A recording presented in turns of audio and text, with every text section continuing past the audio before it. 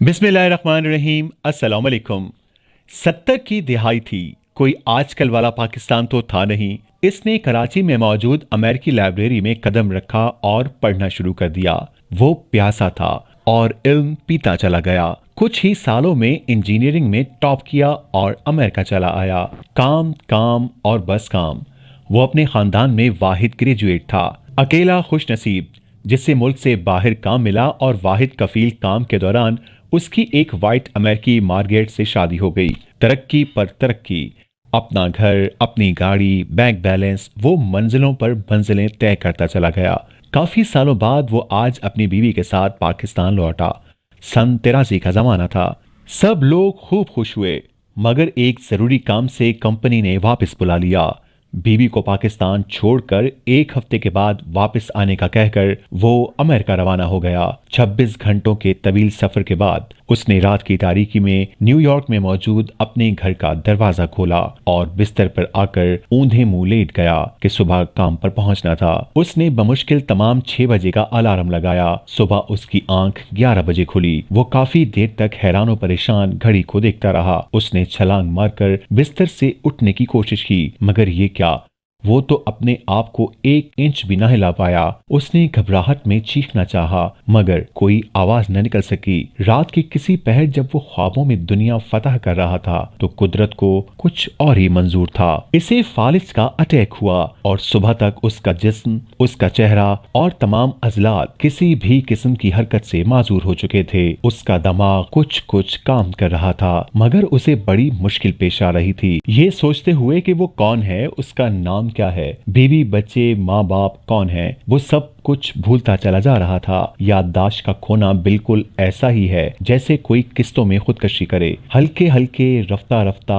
मध्यम मध्यम, वो तमाम लोग जिनके होने को हम जिंदगी कहते हैं दिमाग से रुखसत होते चले जाते हैं। दिल में रहते हैं, मगर दिल तो एहसासात का मजमुआ है। शक्ल को नाम और सिफात तो दिमाग देता है। मिस्टर सिद्दीकी को बिस्तर पर पड़े पड़े आज तीसरा रोज था। मोबाइल फोन तो उस दौर में होते नहीं थे, और अगर होते भी थे तो वो कौन से इस काबिल थे कि वो हाथ हिला सकते। घर में मौजूद फोन बजता रहा। कभी ऑफिस वाले कॉल करते तो कभी पाकिस्तान में घर वाले। इतनी बेबसी तो शायद मुर्दों को भी ना होती होगी कि इन्हें कम से कम इस बात का तो सुकून होता होगा कि वो मर चुके हैं। मरना कितनी बड़ी नेमत है, उन्हें आज समझ आ रहा था। चौथा दिन, 5वां दिन और आज छठा दिन। गलती से आज डाकिया दरवाजा खुला देखकर मिस्टर सिद्दीकी को हेलो हाय करने आ गया कि उनके अखलाक अच्छे थे और वो हमेशा डाकिये को देखते तो हाल अहवाल जरूर पूछते। डाकिये ने खुली आंखों मगर साकित जिस्म को देखा तो 911 पर इमरजेंसी कॉल कर दी। वो आए और उठा कर ले गए। अगले 9 माह सिद्दीकी साहब कोमे में रहे। वहां से होश आया तो कैंटकी के एक हॉर्स स्पाइस रिहेबिलिटेशन सेंटर में मुंतकिल कर दिया गया। यहाँ ऐसे लोगों को रखा जाता था जिनका वाहिद इलाज खुद मौत होती थी। दिन, हफ्ते, महीने और साल गुजरते चले गए। बीवी ने समझा कि किसी और के साथ घर बसा लिया और इसे भूल गए। इसने भी कहीं और शादी कर ली। बहन भाइयों और रिश्तेदारों ने समझा कि पैसे की हवस ने तमाम रिश्ते नाते तोड़ने पर मजबूर कर दिया। बाप ने समझा कि बेटा अमेरिकी जिंदगी में मसरूफ हो गया और घर वालों की खैरियत लेने का वक्त नहीं है। वो नाराज हो गया और उसी नाराजगी में कुछ सालों बाद बाप का इंतकाल हो गया।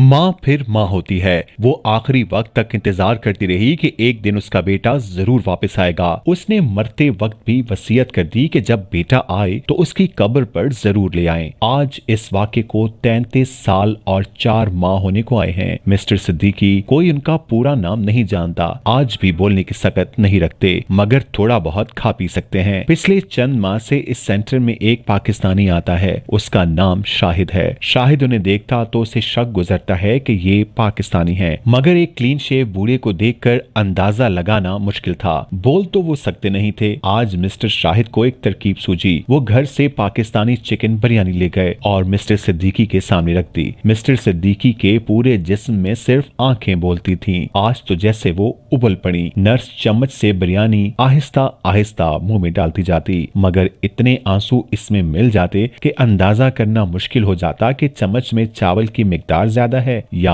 आंसुओं की। ये आंसू इस बात का सबूत थे कि बंदा या तो पाकिस्तानी है या इंडियन। शाहिद ने मरीज को गले लगा लिया और दोनों न जाने कितनी देर तक रोते रहे। अगले 6 माह में शाहिद ने सब पता लगा लिया कि ये शख्स कौन है, मगर अब 33 सालों बाद फैमिली की तलाश एक बड़ा मसला था। उसने उनकी तस्वीर खींचकर फेसबुक पर लगा दी। 2 ही हफ्तों में उनका मिस्टर सिद्दीकी की गुज़िश्ता बीवी और बहन से राब्ता हो गया। इस हफ्ते मिस्टर सिद्दीकी अपनी बहन से अमेरिका के एक अस्पताल में मिले। न कुछ बोल सके और न हाथ हिला सके। हाँ, मगर आंसू तो कम वक्त हैं, फालिज में भी निकल आते हैं। आज रात शाहिद सोच रहा था कि आदमी गुरूर और तकब्बुर किस बात का करे। चलते हुए निजाम में से कुदरत ने एक आदमी को बिना मौत के 33 साल के लिए निकाल कर बाहर रख दिया। वो जो समझता था कि अगर वो काम न करे तो खाएगा कहां से, उसे भी बिठाकर बल्कि लिटाकर 33 साल खिलाते रहे। सिर्फ बंदा अपने आप को देख ले, उन तमाम बीमारियों का अंदाजा कर ले जो अपने जिस्म में साथ लेकर चलता है, और उनमें से कोई निकल पड़ी तो वो कहीं का नहीं रहेगा। तो गुरूर और तकब्बुर